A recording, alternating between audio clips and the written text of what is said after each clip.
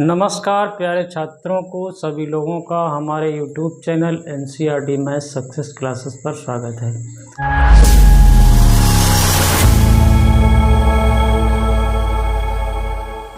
आज हम लोग अध्याय 2 को शुरू कर रहे हैं। एक्सरसाइज 2.1 से पहले उसके बेसिक को समझेंगे और चैप्टर का नाम है हम लोगों का इनवर्स ट्रिग्नोमेट्रिक फंक्शन। चैप्टर 2 है, NCERT भाग 1 है। तो देखिए, इसको हिंदी में हम लोग प्रतिलोम त्रिकोणमितीय फलन भी कहते हैं और इंग्लिश में इसको इनवर्स ट्रिग्नोमेट्रिक फंक्शन। तो यहाँ हम लोग देखिए इनवर्स निकालना सीखेंगे त्रिकोणमितीय फलनों के। और त्रिकोणमितीय फलन जो भी होते हैं वो आवर्ती फलन होते हैं। तो देखिए, हम लोग जैसे किसी फलन का इनवर्स जानने की कोशिश करें, जैसे हमारे पास कोई फलन f है, कोई भी फलन f है, तो इसके इनवर्स की यदि बात करें तो उसको हम कैसे डिनोट करेंगे, f इनवर्स। लेकिन ये f इनवर्स तभी होगा जब हमारा ये फलन एकैकी और आच्छादक हो, एकैकी और आच्छादक हो। यानी कि आप समझ रहे, ये एकैकी और आच्छादक चैप्टर नंबर 1 में समझाया गया है। तो अभी हमने चैप्टर 1 को तो स्टार्ट किया नहीं है, अभी हम चैप्टर 2 को ही ले रहे हैं। यहाँ पर हम पूरा कॉन्सेप्ट आपको समझाएंगे कि एकैकी और आच्छादक क्या होता है। यानी कि इसको एकैकी और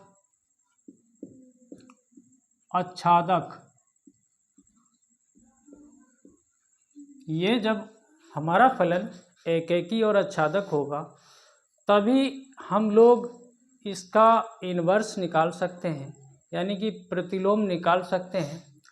और देखिए, त्रिकोणमितीय फलन हमारे आवर्ती फलन होते हैं और बहुत से फलन हमारे पास जो होते हैं एकैकी नहीं होते हैं, आच्छादक नहीं होते हैं, या फिर एकैकी आच्छादक दोनों नहीं होते हैं। तो वहाँ पर हम लोग प्रतिलोम निकालने की बात ही नहीं कर सकते। उस फलन का प्रतिलोम निकाला जा सकता है जो एकैकी और आच्छादक हो। तो देखिए, अगर हम जैसे लिखें sine theta is equal to x, तो ये क्या चीज़ होती है, इसका अर्थ अगर आप समझें तो इसका अर्थ होता है कोण थीटा के लिए साइन का मान x है। कोण थीटा के लिए साइन का मान x है। यदि हम लोग यहाँ से थीटा को निकालना चाहें तो साइन इनवर्स x हो जाएगा। इस प्रकार से sine inverse x, cos inverse x, इस प्रकार से प्रतिलोम त्रिकोणमितीय फलनों को हम लोग यहाँ सीखेंगे। तो उससे पहले हम लोग क्या करते हैं, तो हम लोग देखते हैं कि ये जो साइन फलन होते हैं, साइन, कॉस, टेन, इनका प्रांत और रेंज की बात करेंगे, यानी कि डोमेन और रेंज। यानी कि आप कहेंगे प्रांत और परिसर,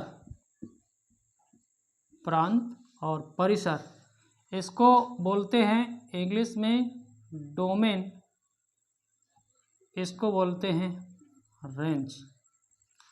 तो अभी हम लोग साइन, कॉस, टेन, कॉट, सेक, कॉसेक, इनके सबके डोमेन और रेंज की बात करेंगे। तो देखिए, हम लोग साइन फलन को लेते हैं। किसको लेते हैं? साइन फलन। ठीक है, ये सच दैट है। साइन फलन जो होता है हमारा, वो उसका डोमेन जो होता है वो रियल नंबर होता है। क्या होता है? Real number. और इसकी रेंज जो होती है -1 से 1 और बंद अंतराल। तो आपने समझा यहाँ साइन फलन को। इसी प्रकार से हम लोग कॉस फलन की बात करें, तो बिल्कुल सेम यही डोमेन होता है, यानी कि यही प्रांत होता है और बिल्कुल यही रेंज होती है। इसको आपने समझा। अब साइन हो गया हमारा, कॉस हो गया। अब हम tan की बात करें तो देखिए tan में क्या होता है, tan इसमें देखिए tan जो होता है इसमें r से आप क्या करेंगे यक्स सच दैट यक्स, और यहाँ पर साइन बटे कास होता है तो आपको उन मानों को नहीं लेना है जहाँ पर हमारा कास जो भी है वो π/2 3π/2, क्योंकि अगर हम यहाँ पर देखिए यहाँ समझिए आप साइन एक्स बटे कास एक्स होता है ना tan, तो यहाँ पर जो भी मान हमारा कास के एंगल का होगा यदि जो मान 0 होगा उस मान को इंक्लूड नहीं करेंगे, क्योंकि यदि उस मान को इंक्लूड करेंगे तो ये हमारा फलन ही अपरिभाषित हो जाएगा। तो इसलिए यहाँ पर देखिए विषम 2n+1 विषम, ये देखिए, और देखिए n बिलोंग्स टू z, यानी कि x के वो मान जहाँ पर ये विषम घातों में π/2 आता हो, मतलब देखिए अगर हम n की जगह 0 लें, n की जगह 0 लें तो π/2 आएगा, n की जगह अगर हम 1 ले लें तो 3π/2, इन मानों पर हमारा cos जो है 0 होता है, इसलिए ये tan यहाँ पर परिभाषित नहीं होता। तो रियल नंबर में से इसको निकाल के और इसकी रेंज जो होती है वो रियल नंबर ही होती है। तो इस तरीके से हमने tan को समझा। इसी प्रकार से cot की बात करें तो इसमें से आप क्या निकालेंगे, देखिए cot में होता क्या है cos x बटे साइन x होता है। तो देखिए x के वो मान जहाँ पर ये साइन हमारा 0 मान देता है तो उन मानों को छोड़कर, तो किसे छोड़ेंगे आप n pi n belongs to z, इसको छोड़ देंगे और इसकी भी रेंज हमारी रियल नंबर ही होती है। अब हमारा साइन हो गया, कास हो गया, tan हो गया, काट हो गया। अगर हम बात करें देखिए सेक की तो देखिए सेक कैसे लिखा जाता है, सेक कैसे लिखा जाता है 1/cos, यानी कि x के वो सभी मान छोड़ने हैं जो हमने काट में छोड़े थे। तो देखिए r में से आपको x के वो मान निकालने हैं जो हमने काट में छोड़े थे, यानी कि 2n+1 इंटू π/2, और जहाँ n बिलोंग्स टू इंटीजर, और इसकी रेंज जो होती है वो रियल नंबर में से -1 और 1 को छोड़कर। तो इसको आपने समझ लिया बिल्कुल। इसी प्रकार से कोसेक की बात करें, कोसेक में देखिए होता क्या है 1/sin x, तो sin x में वो मान छोड़ने हैं जहाँ पर sin x हमें 0 मान देगा। तो छोड़िए इसमें भी रियल नंबर में से real number minus x such that x is equal to n pi n belongs to z, n का मान वही लेंगे जो इंटीजर होगा, 0 लेंगे, -1 लेंगे, प्लस का 1 लेंगे, 2 लेंगे, 3 लेंगे, माइनस का 2 लेंगे, इसको छोड़िए, और रेंज भी इसकी होती है यही -1 और 1 को छोड़कर रियल नंबर में से। तो इस प्रकार से आप लोगों ने इन चीज़ों को समझा है। अब देखिए थोड़ा और समझते हैं, क्योंकि देखिए 2.1 को करने से पहले हम लोगों को बहुत चीज़ें समझनी हैं। देखिए कक्षा 10 में जो त्रिकोणमितीय फलनों के जो मान दिए हैं 0, 30 अंश, 45 अंश, 60 अंश और 90 अंश, इन सभी मानों को भी आपको याद करना होगा। और यहाँ पर ये तो अभी साइन फलन, कास फलन, tan फलन की बात हो रही है, इनके प्रांत क्या है, रेंज क्या है। अभी इनके इन्वर्स की भी बात करेंगे, तो इन्वर्स में भी इनमें प्रांत और रेंज हम लोगों को याद होनी चाहिए, तभी हम लोग इन्वर्स ट्रिग्नोमेट्री को अच्छे ढंग से समझ सकते हैं। तो देखिए हम लोगों ने इतने को समझ लिया है, तो आगे बढ़िए। इसमें कोई डाउट तो नहीं है? डाउट हो तो कमेंट करके बताना। तो देखिए यहाँ पर ये क्या है, ये इसका प्रांत है और ये क्या है, परिसर। इंग्लिश में भी बात करेंगे, इसको डोमेन कहते हैं और इसको क्या कहते हैं, रेंज। ये और ये देखिए ये पूरा प्रांत है, यहाँ पर भ्रमित मत हो जाना, ये भी पूरा प्रांत है और ये इसकी रेंज है, ये भी पूरा प्रांत है और ये इसकी रेंज है। यहाँ पर ये भी पूरा प्रांत है और ये इसकी रेंज है। तो इतना आपने समझ लिया। तो इसको मिटा के हम आगे बात करते हैं कि हम देखिए इन्वर्स, इसके इन्वर्स फलन की बात करेंगे तो कैसे हम लोग इन्वर्स ज्ञात कर सकते हैं।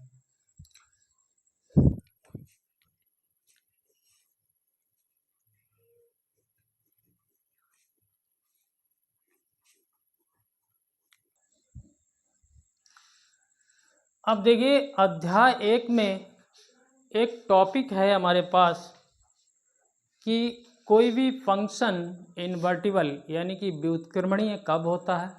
तो हमने आपको पहले ही बताया है कि कोई भी फंक्शन व्युत्क्रमणीय तब होता है जब वो एकेकी और आच्छादक होता है, यानी कि इन्वर्टिबल तब होता है जब वो एकेकी और आच्छादक होता है। तो इस प्रकार से अगर हम बात करें, जैसे हम कोई फंक्शन लें, कोई फलन लें और उसका प्रांत जो है x और उसकी रेंज जो है y, इस प्रकार से हमने कोई फलन ले लिया है, इसका प्रांत हमारा x है और रेंज हमारी y है और ये जो फलन है ये एक एकेकी और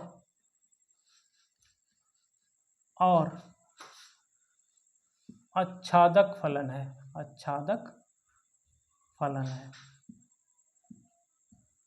एकेकी और आच्छादक फलन है। तब हम एक दूसरा फलन, एक दूसरा अद्वितीय फलन, मतलब एक यूनिक फलन इस प्रकार से परिभाषित कर सकते हैं। अगर इसकी हम बात करें तो यहाँ से देखिए हमें मिलेगा क्या, function of x equal to y. तो यहाँ पर आपको समझना है, बेसिक समझ गए तो समझ लीजिए, एक्सरसाइज बहुत अच्छे ढंग से आप लोग समझ जाएंगे। एकेकी आच्छादक फलन है ये। तो इस प्रकार से एक दूसरा फलन जो कि अद्वितीय फलन, मतलब एक यूनिक फलन, अद्वितीय फलन, इस प्रकार से हम लोग परिभाषित कर सकते हैं जिसकी वो डोमेन हमारी y और रेंज हमारा x हो जाए।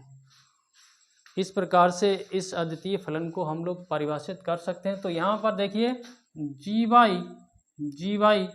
बराबर x और देखिए x belongs to capital X और यहाँ पर अगर हम बात करें y बराबर फंक्शन ऑफ x और y belongs to capital Y। तो इसको समझिए। तो इस प्रकार से आपने समझा कि एक फलन इस प्रकार से हम ले सकते हैं जो कि एकेकी और आच्छादक हो और इसमें fx बराबर y निकल के आएगा। देखिए फंक्शन ऑफ x बराबर y, x के मान रखेंगे तो y मिलेगा, ठीक है। उस स्थिति में हम लोग एक दूसरा फलन g इस प्रकार से परिभाषित कर सकते हैं कि इसका प्रांत y और रेंज x हो जाए। तो gy बराबर x और y बराबर fx और x belongs to capital X, y belongs to capital Y। ये इतना समझा आपने। तो इस स्थिति में हम लोग इस f का फलन f का g को प्रतिलोम कहेंगे, यानी f फलन जो है उसका प्रतिलोम हमारा g है। और ऐसा नहीं f का प्रतिलोम g है, g का भी प्रतिलोम f हो जाएगा क्योंकि ये दोनों एक दूसरे के प्रतिलोम हैं। तो यहाँ से अगर हम बात करें तो देखिए g के प्रांत की बात करें, g का प्रांत, ये देखिए g का प्रांत ये है और ये जो है f का परिसर है, f का परिसर है, ठीक है। और आगे बात करें f का प्रांत g का परिसर है। तो देखिए आपको भी हम बिल्कुल समझाएंगे, g का परिसर है। यहाँ पर देखिए g का प्रांत y है तो बाई किसका परिसर है? एफ का। तो देखो यहाँ पर दिख रहा है आपको बाई, और एफ का प्रांत एक्स है, तो एफ के प्रांत के बराबर जी का परिसर है, तो जी का परिसर देखिए एक्स है। और इसके साथ में ये एक दूसरे के इन्वर्स तब होंगे जब आपको ये कंडीशन भी हो। देखिए कौन सी कंडीशन? गॉफ ऑफ यक्स बराबर यक्स मिल जाए, गॉफ ऑफ यक्स बराबर यक्स मिल जाए। और देखिए यहाँ पर देखिए गॉफ ऑफ यक्स बराबर यक्स मिल जाए। और एक कंडीशन और होती है, फॉग वाई बराबर वाई मिल जाए, तभी ये एक दूसरे के प्रतिलोम है। और इसको आप समझिए, ये चैप्टर नंबर 1 की बात कर रहे हैं, यहाँ पर थोड़ा इसका यूज है तभी बात कर रहे हैं। तो देखिए इसको अगर हम करना चाहें, हमें ये मिलना चाहिए, तो इसकी अगर बात करें गॉफ ऑफ यक्स की, तो कैसे आप लिखेंगे? फंक्शन ऑफ, ऐसे नहीं ऐसे लिखेंगे, फंक्शन ऑफ एफ एक्स। अब देखिए एफ एक्स क्या है? एफ एक्स बराबर क्या है? तो एफ एक्स बराबर देखिए यहाँ पर हम एफ एक्स का मान लें तो वाई है, वाई है, देखो आप वाई है। और जी वाई क्या है? जी वाई बराबर देखिए क्या है? यक्स है। तो देखा आपने, ये यक्स मिल गया। हमने कहा गॉफ ऑफ एक्स बराबर यक्स मिल जाए, तो हमने इसको हल किया तो ये यक्स मिल गया। इसकी बात करें अगर फॉग ऑफ वाई, हमें क्या मिल जाए? वाई। तो इसकी बात करें फंक्शन ऑफ जी वाई हो जाएगा, देखो फंक्शन ऑफ जी वाई हो जाएगा। और जी वाई क्या है? जी वाई बराबर एक्स है, तो रखिए यहाँ पर फंक्शन ऑफ एक्स हो जाएगा। और फंक्शन ऑफ एक्स क्या है? देखो फंक्शन ऑफ एक्स क्या है? वाई, वाई है। तो ये दोनों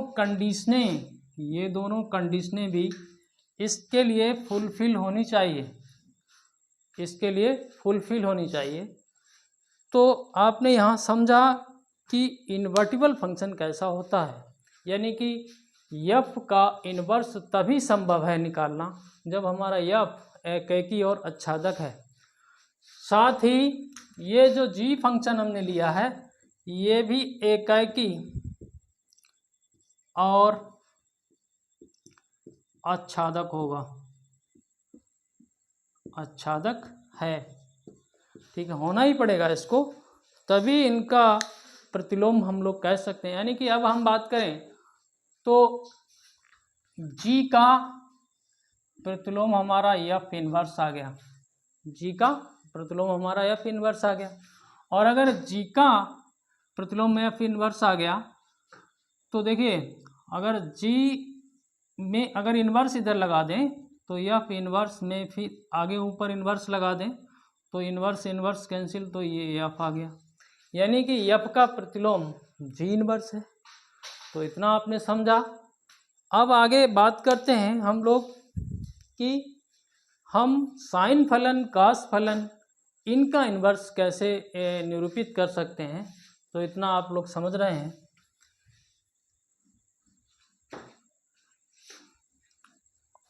तो चलिए आइए प्यारे बच्चों, हम लोग थोड़ा सा एकैकी और आच्छादक के बारे में डिस्कस कर लेते हैं, क्योंकि ये हमारा चैप्टर नंबर 1 से संबंधित टॉपिक है।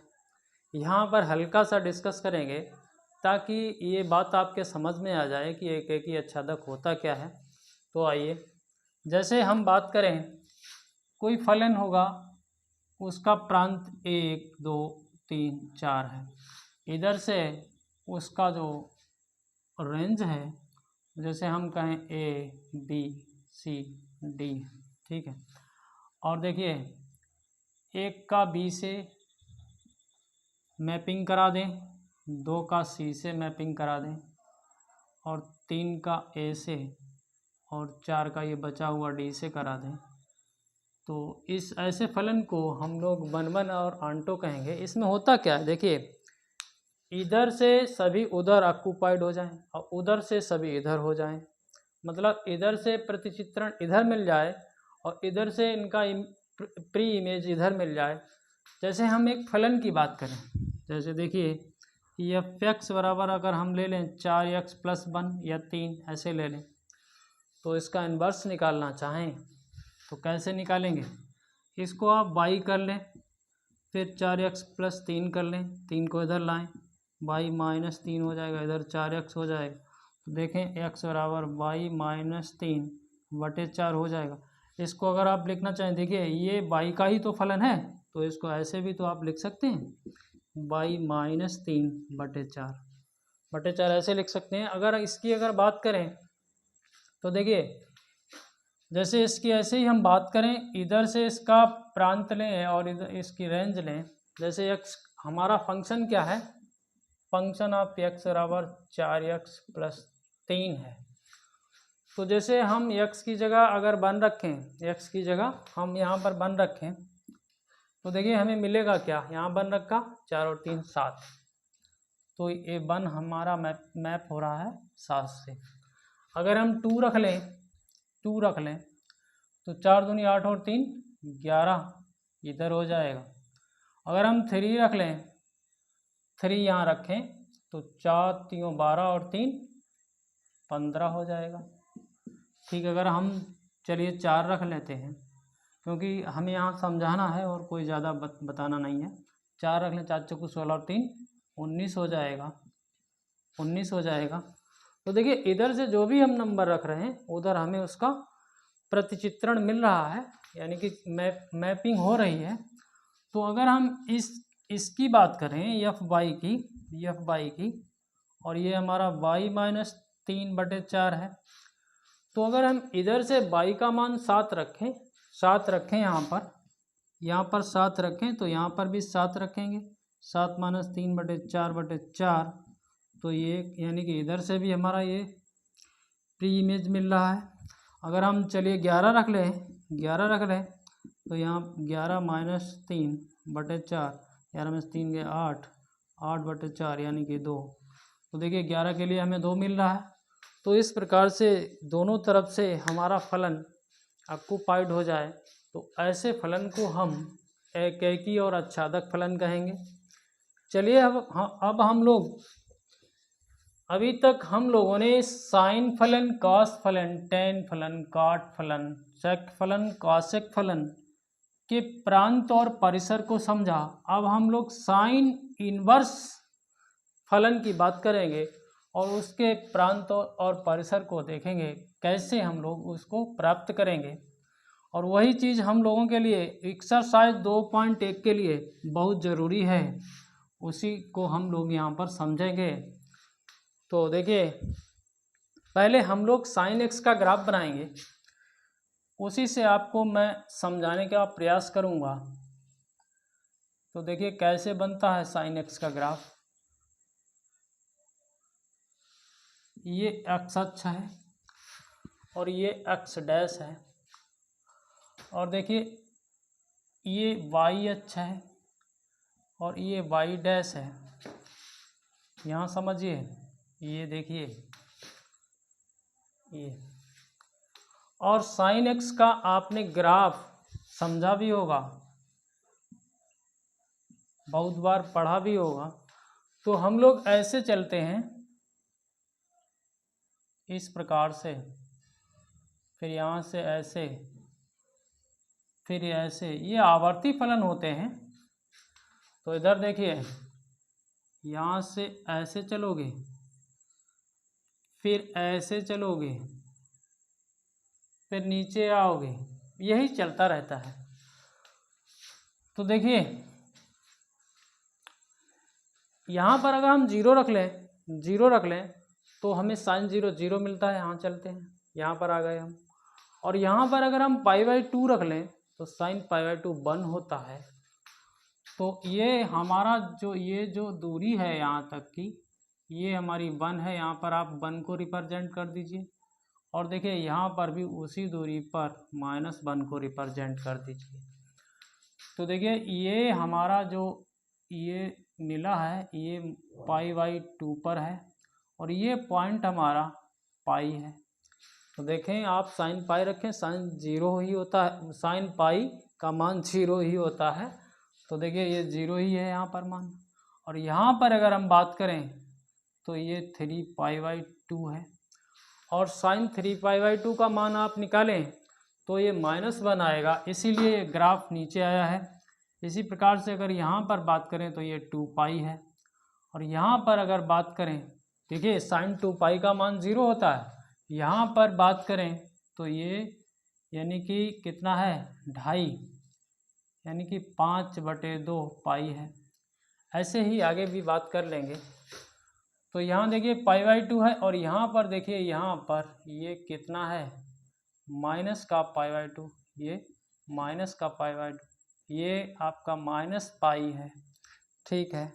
इसी प्रकार से यहाँ पर बात करें ये कितना हो जाएगा, इसी हिसाब से माइनस का 3π/2, और ये कितना हो जाएगा माइनस का 2π, और ये कितना हो जाएगा माइनस का 5π/2। अभी आप साइन के ग्राफ को समझ रहे हैं, ये आपने समझ लिया है। अब देखिए इसकी बात करते हैं आगे। तो देखिए अब आप यहाँ देखिए जो भी हमारा ये साइन फलन है, ये जो हमारा साइन फलन है, इसका जो प्रांत है वो हमारा रियल नंबर है, और इसकी जो रेंज है -1 से 1 है। ये बात समझे आप लोग? क्योंकि देखिए साइन फलन का प्रांत हमारा वास्तविक संख्याओं का समुच्चय है, एक तरीके से वास्तविक संख्याओं का समुच्चय है, तथा इसका परिसर बंद अंतराल -1 और 1 है। तो अगर हम इसमें थोड़ा सा आपको समझाने का प्रयास करें तो ये आवर्ती फलन है, बार बार ये देखिए चेंजिंग हो रही है, इधर जा रहा है उधर जा रहा है। तो अगर इस साइन फलन को अगर हम लोग -π/2 और +π/2, ये देखिए -π/2 और +π/2 इस क्लोज इंटरवल में सीमित कर दें, यहाँ से प्रांत में क्लोज इंटरवल में सीमित कर दें, तो ये जो इतना फलन है देखिए यहाँ से ये बिल्कुल अलग अलग मान देगा। ये देखिए, तो हम आपको बता रहे थे कि इसको अगर हम लोग -π/2 और +π/2 क्लोज इंटरवल में अगर हम लोग सीमित कर दें तो और इसका ये जो रेंज है ये -1 और 1 ही रखें, ये रखें, तो ये एक एकैकी और आच्छादक फलन हो जाता है। क्या हो जाता है? एकैकी और आच्छादक। देखिए ये देखिए ये इतना यहाँ से यहाँ तक ये एक एकैकी और आच्छादक फलन हो जाता है। तो फिर हम अगर आगे बात करें कि अगर दूसरा इंटरवल ले लें, दूसरा अंतराल ले लें, जैसे हम कहें कि ये 3π/2 और -π/2, देखिए ये भी तो है, ये देखो ये यहाँ तक, ये वाला इंटरवल लें -3π/2 और -π/2, ये भी तो है, यहाँ पर भी तो एकैकी और आच्छादक हो जाता है। अगर इधर बात की जाए इस साइड में, ये एक इंटरवल हो गया, इसको मिटा लेते हैं, एक इंटरवल ये हो गया।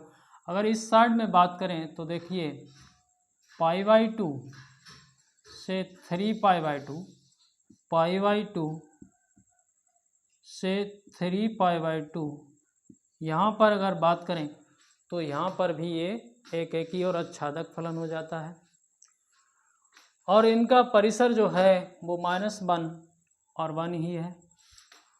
तो ये इनकी सबकी अगर बात करें तो यहाँ पर भी एकैकी आच्छादक है, यहाँ पर भी एकैकी आच्छादक है, यहाँ पर आगे भी बहुत जगह एकैकी आच्छादक है। तो हम लोग यहाँ पर इसका प्रतिलोम अगर ज्ञात करना चाहें तो इन सभी में हम लोग यहाँ पर प्रतिलोम निकाल सकते हैं। लेकिन हम लोग क्या करते हैं, ये जो इंटरवल होता है, ये जो इंटरवल होता है, इसको इसकी मुख्य शाखा या मुख्य मान शाखा कहते हैं। तो यहीं पर हम लोग साइन इन्वर्स को डिफाइन करते हैं। कैसे करते हैं? साइन इन्वर्स -1 देखिए उल्टा हो जाएगा ये ग्राफ, इसके इन्वर्स की बात करेंगे तो ये उल्टा हो जाएगा, तो इसका डोमेन तो ये हो जाएगा -1 और 1 ये। और ये देखिए हम लोग मुख्य शाखा की बात कर रहे हैं -π/2 और +π/2, इस प्रकार से इसका परिसर हो जाएगा। हम लोग क्या कर रहे हैं, साइन इन्वर्स की बात कर रहे हैं, तो ये हमारा साइन इन्वर्स फलन है, इसको आपने समझ लिया। बिल्कुल इसी प्रकार से कॉस इन्वर्स की भी बात करें तो बिल्कुल सेम कंडीशन होती है कॉस इन्वर्स फलन की, ये इसकी प्रांत तो यही रहती है, और यहाँ पर ये जो है 0 से पाई, इसको भी आपको समझाएंगे, लेकिन यहाँ पर हमारे पास ये वीडियो थोड़ा बड़ा हो रहा है, इसको आगे समझाएंगे अगले पार्ट में। तो आप लोग अगर समझे हों तो हमारे चैनल को सब्सक्राइब और बेल आइकन को प्रेस जरूर करें, और सभी लोगों का बहुत बहुत धन्यवाद।